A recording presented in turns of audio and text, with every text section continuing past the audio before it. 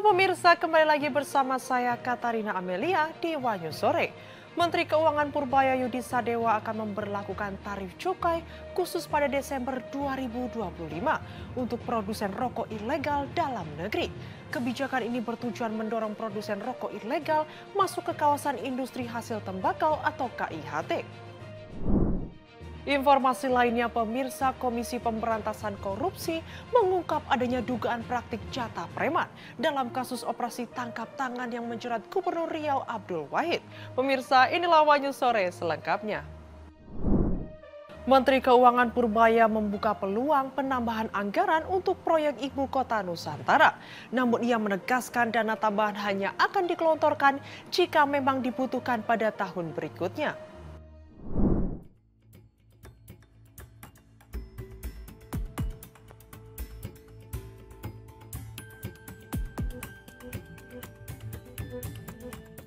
Menteri Keuangan Purbaya Yudi Sadewa membuka peluang untuk menambah anggaran pembangunan Ibu Kota Nusantara atau IKN.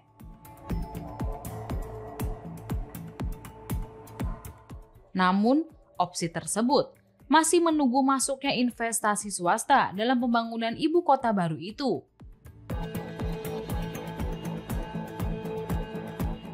Peluang penambahan anggaran disinggung saat Purbaya membahas kelanjutan proyek IKN.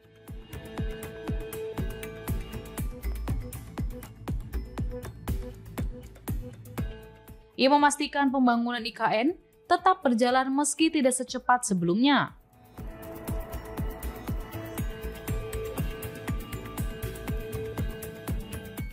Menurutnya, pemerintah menyetujui pelibatan sektor swasta dalam pembangunan perumahan di kawasan tersebut sebagai bagian dari strategi pendanaan jangka menengah. Lalu, Purbaya membukakan anggaran pembangunan IKN bisa ditambah pada tahun mendatang.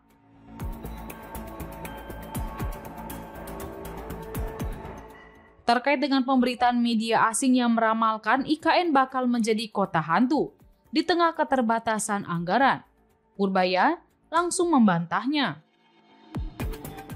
Pernyataan itu disampaikan menanggapi laporan The Guardian, media asal Inggris yang menulis bahwa proyek pembangunan IKN di bawah pemerintahan Presiden Prabowo Subianto berpotensi mandek. Dalam artikelnya, media tersebut menyoroti turunnya porsi pendanaan negara untuk IKN dari 2 miliar pound sterling Inggris pada tahun 2024 menjadi 700 juta pound sterling Inggris pada tahun 2025. Selain itu, The Guardian juga mencatat bahwa sejak resmi menjabat hingga saat ini, Prabowo belum mengunjungi IKN.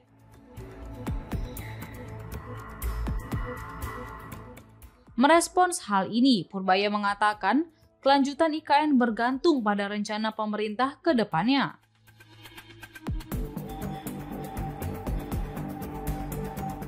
Meski begitu, ia merasa bahwa IKN tidak akan menjadi kota hantu.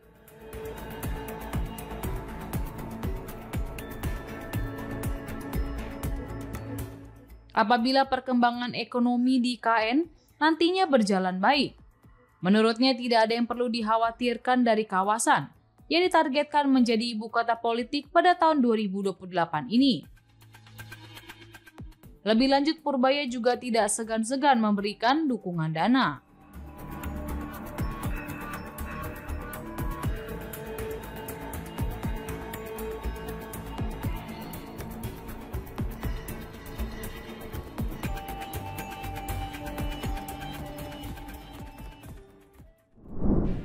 Presiden Prabowo Subianto mendukung perpanjangan proyek kereta cepat dari Bandung hingga Surabaya.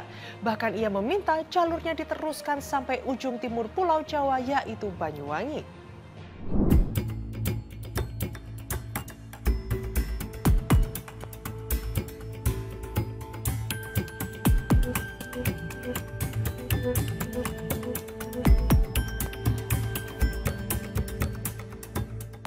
Presiden Prabowo Subianto mengumumkan rencana besar untuk memperpanjang rute kereta api cepat Jakarta-Bandung alias WUSH. Tidak hanya sampai Surabaya, tetapi hingga ke Banyuwangi. Visi ini menandakan era baru pembangunan infrastruktur transportasi modern di Indonesia. Rencana strategis itu disampaikan Prabowo setelah meresmikan Stasiun Tanah Abang, Jakarta Pusat pada Selasa, 4 November 2025. Saat ia menanggapi pertanyaan awak media mengenai masa depan proyek WUSH yang menuai polemik di masyarakat. Menurut Kepala Negara, pembangunan infrastruktur canggih seperti WUSH tidak boleh berhenti. Ia menegaskan bahwa manfaat sosial, ekonomi, dan lingkungan yang dihasilkan jauh melampaui beban finansial yang saat ini menjadi sorotan.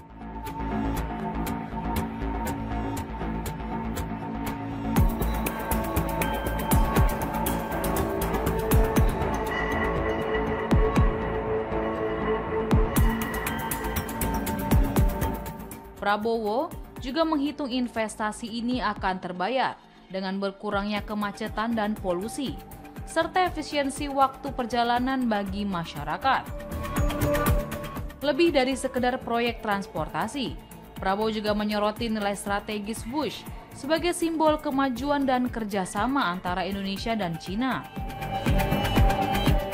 Proyek ini juga dianggap sebagai langkah krusial untuk ambil alih teknologi transportasi modern di Indonesia.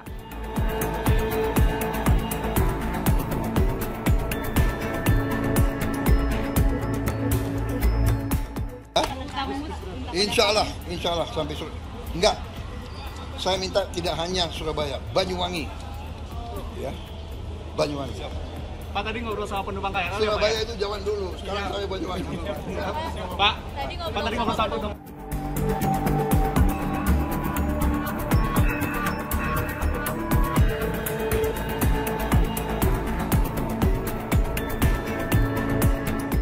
Menanggapi hal tersebut, pihak Kereta Cepat Indonesia Cina atau KCIC menyatakan kesiapan untuk mendukung penuh rencana pemerintah tersebut.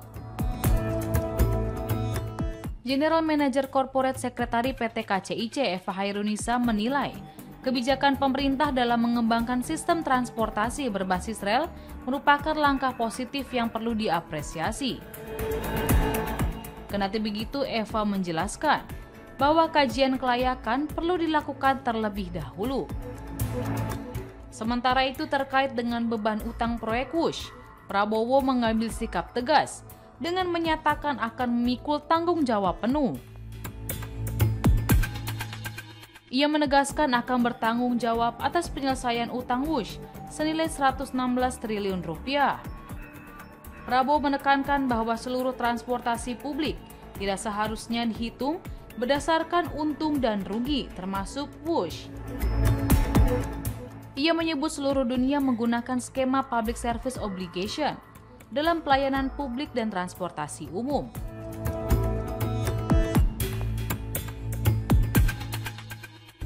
Nggak usah khawatir apa itu ribut-ribut WUSH. Saya sudah pelajari masalahnya. Tidak ada masalah. Saya tanggung jawab nanti WUSH itu semuanya. Indonesia bukan negara sembarangan. Kita hitung, nggak ada masalah itu, ya. Jadi PT KAI nggak usah khawatir, semuanya nggak usah khawatir. Rakyat, kita layani rakyat kita. Kita berjuang untuk rakyat kita. Teknologi, semua sarana itu tanggung jawab bersama, dan itu di ujungnya tanggung jawab Presiden Republik Indonesia. Jadi saya sekarang tanggung jawab WUSH.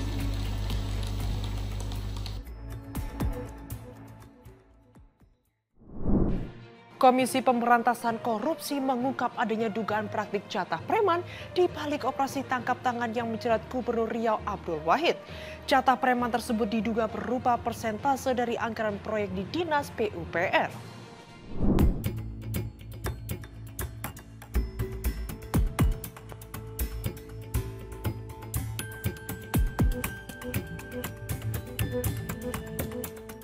Komisi Pemberantasan Korupsi atau KPK mengungkap ada praktik jatah preman di balik operasi tangkap tangan atau OTT yang melibatkan Gubernur Riau Abdul Wahid.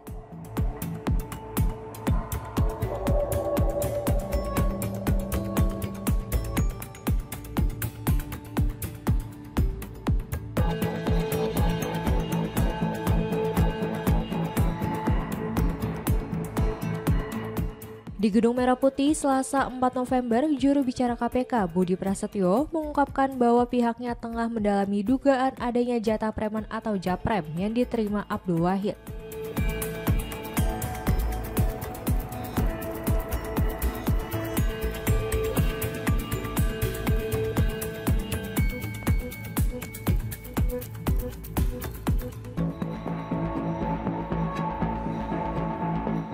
Menurut Budi, japrem ini diduga berupa persentase tertentu dari anggaran proyek yang dikelola oleh dinas terkait, khususnya Dinas Pekerjaan Umum dan Penataan Ruang atau PUPR.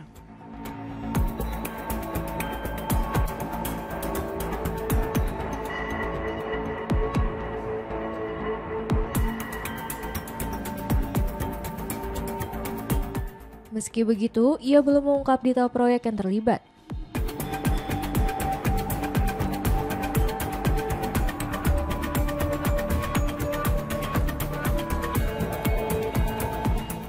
KPK menegaskan bahwa fokus penyelidikan sementara mengarah pada dugaan pemerasan di lingkungan Dinas PUPR yang memiliki beberapa unit pelaksana teknis atau UPT di bawahnya.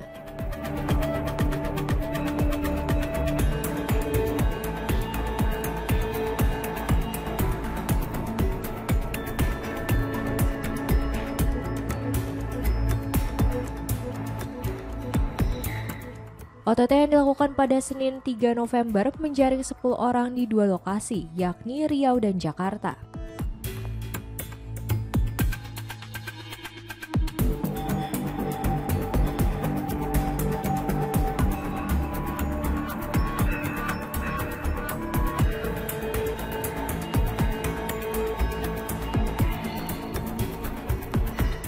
Mereka yang diamankan antara lain Gubernur Riau Abdul Wahid, Kepala Dinas PUPR Provinsi Riau Arief Setiawan, Sekretaris Dinas PUPR Ferry Yunanda, serta staf ahli Gubernur Dani M. Nursalam.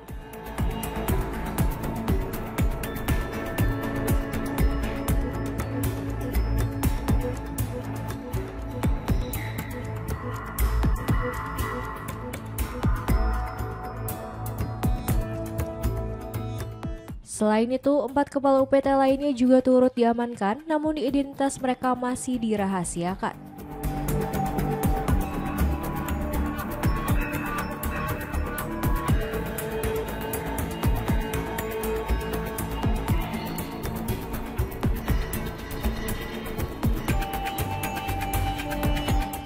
Dari hasil operasi tersebut, KPK juga menyita uang senilai 1,6 miliar rupiah.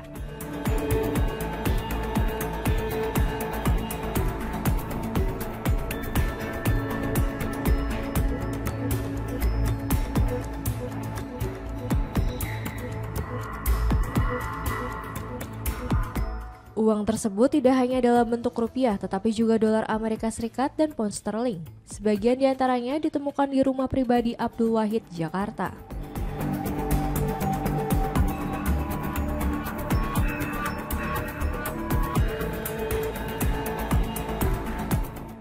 Nah, selain pihak-pihak yang diamankan tersebut, tim juga mengamankan barang bukti, diantaranya sejumlah uang dalam bentuk rupiah, dolar Amerika dan juga pound sterling yang total kalau dirupiahkan sekitar 1,6 miliar.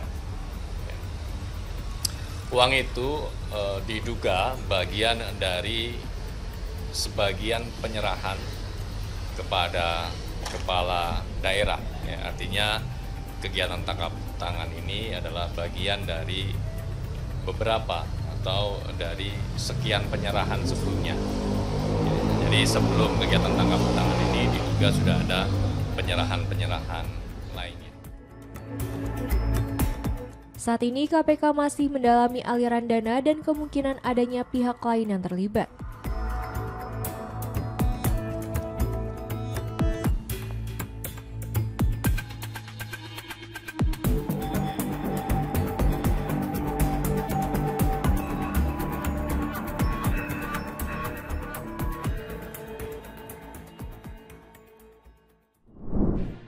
Usai pengajuan asesmen diterima BNNP DKI Jakarta, musisi sekaligus aktor Onadio Leonardo atau Onat mulai menjalani rehabilitasi.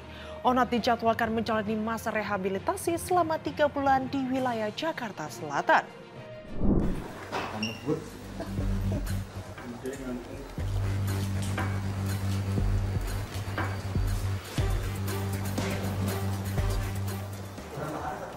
Usai pengajuan asesmennya diterima BNNP DKI Jakarta, musisi sekaligus aktor Onadio Leonardo atau Onat mulai menjalani rehabilitasi.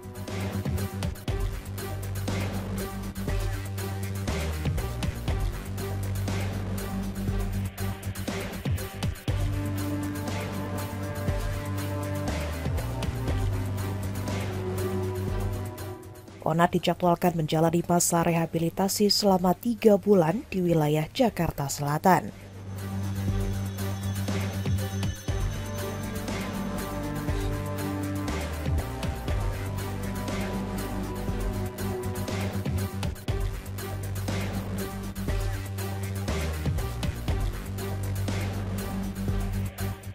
Langkah ini dilakukan setelah dirinya tersandung kasus penyalahgunaan narkotika.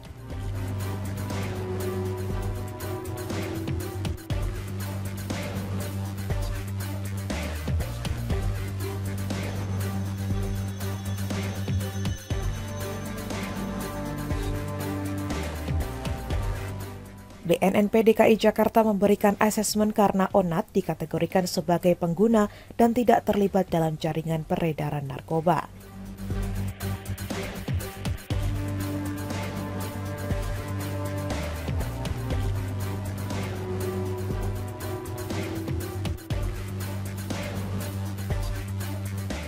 Sejak Selasa pagi, Onat yang memiliki nama asli Leonardo Arya telah dipindahkan ke Panti Rehabilitasi Narkotika di Jakarta Selatan.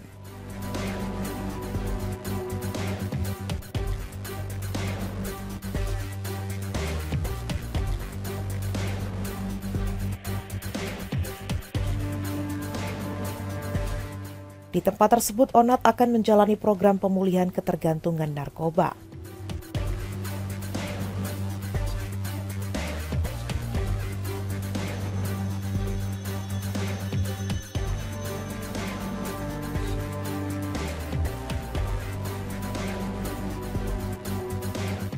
Proses rehabilitasi diperkirakan berlangsung selama 3 bulan penuh.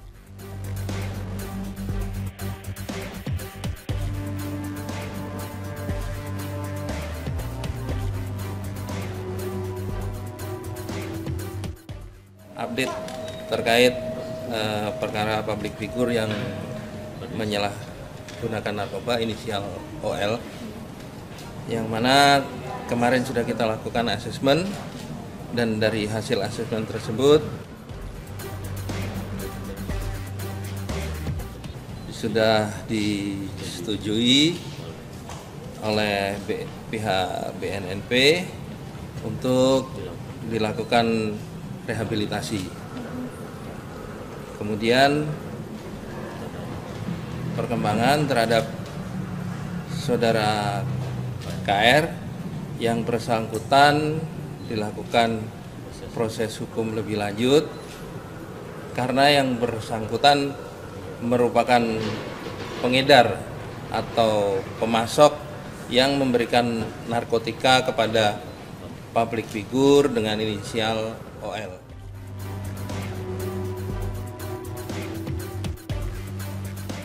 Sementara itu, polisi telah menetapkan rekan Onat yang berinisial KR sebagai tersangka karena diduga memasok narkotika tersebut.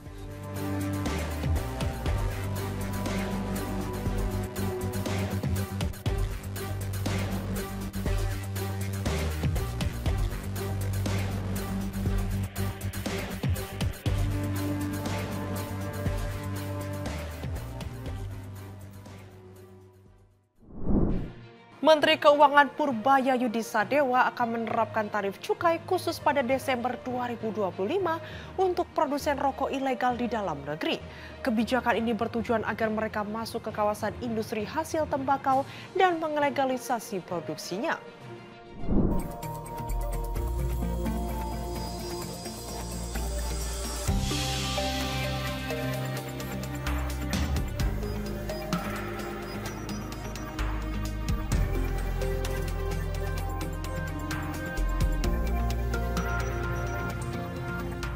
Menteri Keuangan Purbaya Yudi Sadewa menyiapkan tarif cukai khusus untuk rokok ilegal dalam negeri untuk mencegah masuknya rokok-rokok ilegal dari luar negeri ke Indonesia. Menurut Purbaya, kebijakan itu akan diterapkan dikarenakan peredaran rokok ilegal asing terbukti mematikan produksi rokok legal dalam negeri yang selama ini telah dikenakan tarif cukai tinggi. Tak hanya itu, aspek kesehatan masyarakat tetap tak terjaga karena tingginya peredaran rokok ilegal asing yang dikonsumsi masyarakat. Purbaya juga memastikan akan menindak keras apabila masih ada yang kedapatan mengedarkan rokok ilegal di Indonesia. Diketahui, Purbaya menegaskan komitmen pemerintah untuk menertibkan produsen dan peredaran rokok ilegal, sekaligus membuka peluang bagi pelaku usaha kecil agar beroperasi secara legal dan tidak merusak pasar, sehingga tercipta persaingan pasar rokok yang lebih adil. Jika mereka punya permodalan, kata Purbaya, pihaknya akan melihat sampai mana pemerintah bisa membantu, dengan harapan produsen-produsen rokok ilegal bisa masuk. Namun, apabila tetap beroperasi secara ilegal, nantinya Bea Cukai akan bertindak keras. Purbaya menjelaskan bahwa setelah diberi kesempatan berbenah, pengawasan dan penindakan akan diperketat sehingga tercipta persaingan yang adil. Lebih lanjut, ia mengatakan Direktorat Jenderal terkait juga sedang mempelajari mekanisme yang paling tepat agar perusahaan-perusahaan kecil bisa bertahan tanpa mengganggu pasar secara tidak adil. Konsepnya, kata Purbaya, memfasilitasi agar pelaku usaha ilegal pindah ke ruang usaha yang legal. Hal itu seperti kawasan lingkungan industri kecil hasil tembakau di Kudus, sehingga semua kegiatan menjadi terdaftar dan diawasi. Sebelumnya, Menkyu Purbaya menanggapi santai terkait protes yang dilayangkan berbagai pihak terkait tidak adanya kenaikan cukai rokok pada tahun depan. Bahkan gedung Kementerian Keuangan langsung menerima banyak karangan bunga berisikan kritik kepada sang bendahara negara itu. Menanggapi fenomena tersebut, Purbaya mengaku tidak ada masalah. Pengirim karangan bunga tetap diapresiasi sebagai bentuk penghormatan atas aspirasinya.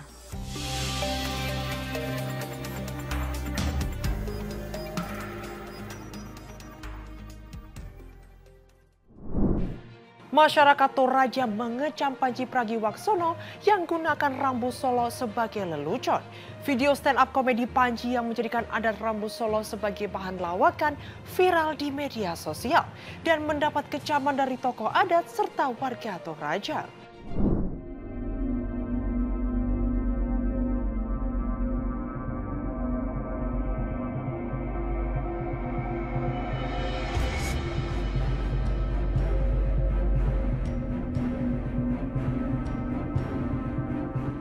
Video stand-up komedi Panji Pragiwaksono menjadikan budaya dan adat Toraja atau Rambu Solo dalam materinya sebagai lelucon viral dan menjadi perbincangan hangat di berbagai platform media sosial.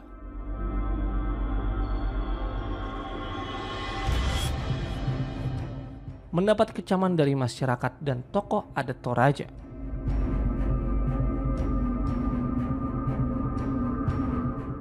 Di mana para tokoh dan masyarakat Toraja menilai materi stand up yang menjadikan upacara adat Rambu Solo sebagai acara sakral dan pemahaman orang Toraja tidak pantas dijadikan bahan lelucon karena upacara adat di Toraja sudah menjadi warisan leluhur suku Toraja.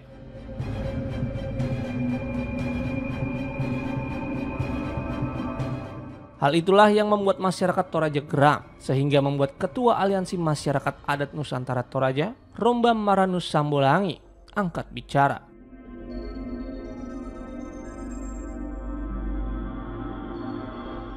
Ia mengecam tindakan Panji yang menjadikan adat dan budaya Toraja sebagai bahan lelucon.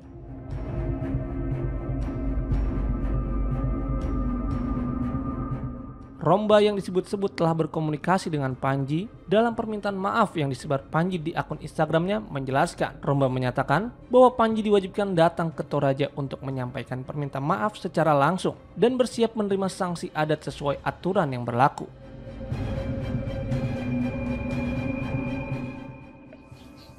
Kami masyarakat adat Toraja dengan muatan dari stand up komedi saudara Panji sedang dilukai harkat martabatnya. Isi konten tersebut yang menyebutkan bahwa kami miskin dan tidak mampu melaksanakan ritual upacara adat, atau kami miskin setelah upacara adat tersebut, itu sangat tidak berdasar. Ritual Rambu Solo pada masyarakat adat Toraja adalah ritual untuk mengantarkan arwah daripada jenazah keluarga kami ke alam roh. Hajatan Rambu Solo bukan hanya hajatan keluarga dan keluarga besar, tetapi ini adalah hajatan kampung. Penanggung jawabnya adalah pemangku adat dalam wilayah tersebut. Sehingga penghinaan terhadap Rambu Solo adalah penghinaan terhadap filosofi masyarakat adat Toraja tentang hubungan antara manusia, leluhur, alam. Oleh karena itu kami meminta kepada saudara Panji dan siapapun yang terlibat dalam hal tersebut untuk mempertanggungjawabkan perbuatannya melalui mekanisme adat. Kami masyarakat adat Toraja masih memegang teguh ajaran leluhur kami, memegang teguh hukum-hukum adat kami, dan oleh karena itu tidak ada satu orang pun yang boleh melakukan penghinaan terhadap harkat dan martabat kami sebagai masyarakat adat Toraja. Konten materi yang disampaikan oleh Bung Panji sangat-sangat jauh dari nilai-nilai yang sesungguhnya yang ada di kultur masyarakat adat Toraja yang sudah ratusan tahun berada di Indonesia. Yang kedua, apa yang disampaikan oleh Bung Panji memberikan penekanan yang kuat tentang beliau merendahkan kami sebagai orang Toraja dalam hal melaksanakan ritual kebudayaan yang sudah ratusan tahun kami laksanakan. Yang ketiga, kami mau menyampaikan bahwa Bung Panji sebagai public figure, sebagai entertainment, sebagai artis, mestinya memberikan pendalaman yang memaham, yang dalam terhadap konteks apa yang mau dia sampaikan. Oleh karena itu kami mau menyampaikan kepada segenap Bank Indonesia, terkhususnya Saudara Panji, untuk menyampaikan permintaan maaf secara terbuka di hadapan publik, di hadapan media, tentang apa yang telah disampaikan di beberapa waktu yang lalu. Yang ketiga, selanjutnya kami mau menyampaikan kepada segenap public figure, artis, atau content creator ketika menyampaikan konten-konten materinya, seyogyanya harus memperhatikan persoalan adat dan kebiasaan tata krama di setiap daerah tanpa menyinggung dan mendiskreditkan apa-apa yang disampaikan. Kemudian yang selanjutnya kami meminta kepada kepolisian untuk menindak tegas apa yang telah dilakukan oleh Saudara Panji sebagai bentuk kegelisahan publik dan sebagai bentuk penegakan hukum atas apa yang dia sampaikan. Hal senada juga disampaikan oleh Manuel Pongrekun, Ketua Umum Pengurus Pusat Perhimpunan Masyarakat Toraja Indonesia, di mana materi yang disampaikan Panji dalam video yang tersebar luas di berbagai platform media sosial dianggap sangat melukai hati orang Toraja.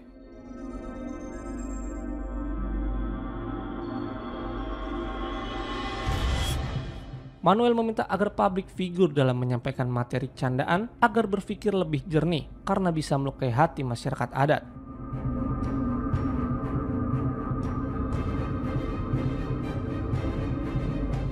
Seperti materi dalam stand up komedi tersebut dinilai berpotensi memicu sanksi adat maupun prosedur hukum.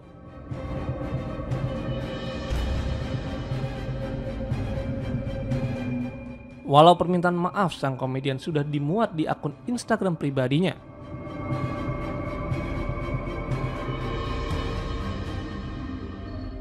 masyarakat Toraja menuntut agar permintaan maaf Panji dilakukan di Toraja di hadapan para tokoh adat.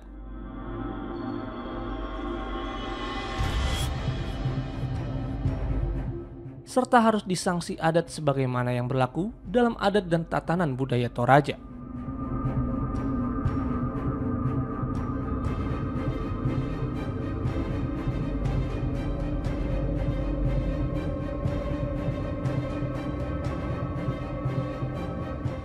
Di Toraja, dan ini pasti ada yang tahu, kalau ada anggota keluarga yang meninggal, makaminnya itu pakai pesta yang mahal banget, bener nggak gue?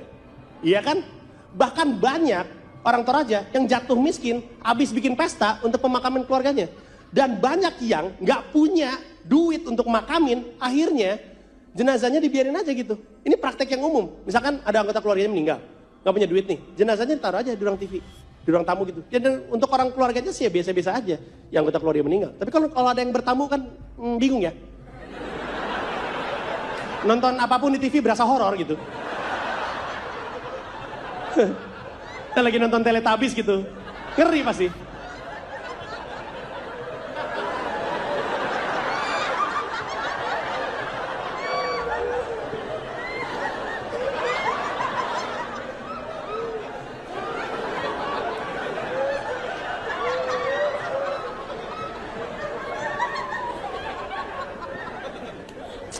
Tuh, Tinggi Winky nakutin ya. Lompat-lompat, ada kuncirnya di atas. Takut gak sih? Iya kalau nonton TV. Gimana kalau misalnya lagi bertamu gitu? Pak Anje, ya masuk aja. Oke. Ya aduh. Kebakaran melanda pondok pesantren Salafi Hidayatullah Mubarokah di Rangkas Bitung, Lebak, Banten. Dugaan sementara api bersumber dari konsleting listrik di salah satu kamar santri yang membuat 20 kamar hangus terbakar. Kebakaran, ya Allah, kebakaran di Tenjol Laut, di Kobong, di Tenjol Laut. Tenjol Laut kebakaran, ya Allah, Kobong, ya Allah. Inilah video amatir saat pondok pesantren Salafi Hidayatul Mubarokah di Kampung Tenjol Laut, Kelurahan Cijoro Pasir, Kecamatan Rangkas Bitung, Kabupaten Lebak, Banten, dilalap si jago merah pada Selasa malam.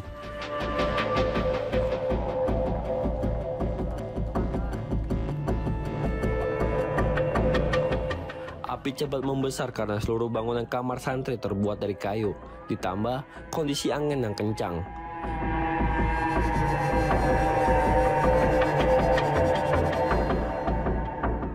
Dalam waktu singkat, api menghanguskan 27 kamar santri, sejumlah kitab kuning, Al-Quran, serta peralatan santri.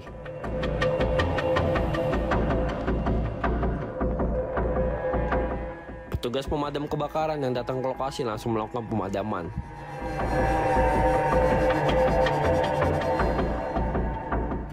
Warga sekitar juga ikut membantu dengan peralatan seadanya.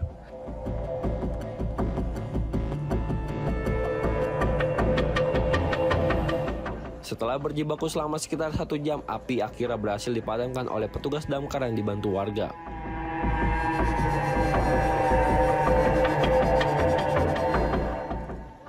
Sekitar habis maghrib ya, kebetulan saya lagi ngajar anak-anak, jadi tidak ketahuan lagi. Pas kebetulan saya mendengar suara meletup ya, ternyata itu langsung sekaligus api naik ke atas. Itu api itu dari mana asalnya, Pak? Dari awal itu dari tengah-tengah itu ya. Oh gitu. Jadi di atas. Oh di atas. Kabel yang di atas. Oh gitu. Mungkin konsleting listrik. Api langsung membesar aja? Membesar. Oh gitu. Ini banyak anak-anak atau gimana? Pada keluar lagi ngaji. Oh lagi ngaji. Langsung pada bubar semua? Bubar. Oh kerugiannya apa aja nih Pak?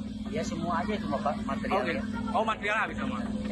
Kalau kitab-kitab itu habis juga? Habis kitab juga. Oh kitab. Karena tidak tertolong ya. Oh gitu, kitab terus Al-Quran buat anak-anak itu. Termasuk kitab, ya tempat tidur anak-anak. Oh gitu ya. Ya semua aja yang tidak ada yang tertolong. Oh tapi tidak ada korban jiwa? Tidak ada.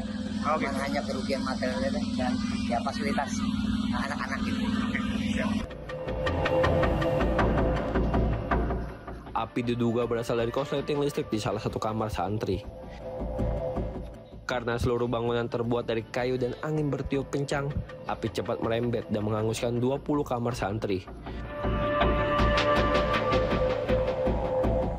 Kebakaran kebakaran di pondok pesantren Hidayatul Mubarakah di komplek Pemda ya, dekat dan diduga mungkin dari arus pendek atau korsleting listrik. Tapi sekarang udah dapat tangani? Ya, alhamdulillah sekitar 1,5 jam ya kita menurunkan anggota beserta mobil pemadam kebakaran, kita lakukan tugas, dan kendalanya mungkin ya anginnya lumayan cukup besar karena musim kemarau. Kalau terlambat saja lingkungan warga ini berdekatan sekali dengan bahan-bahan yang sudah terbakar, jadi khawatir bisa menyebar kemana-mana. Ada korban jiwa, Pak? Tidak ada, alhamdulillah tidak ada.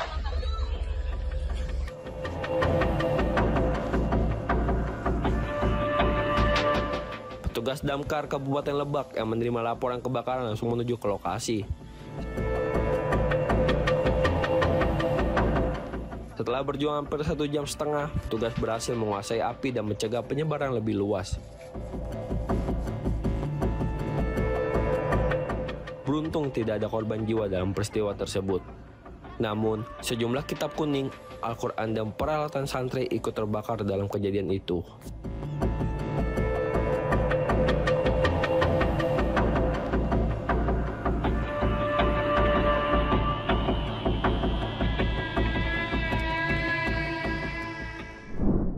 Demikian informasi yang dapat kami sampaikan pemirsa. Terima kasih telah bergabung bersama kami.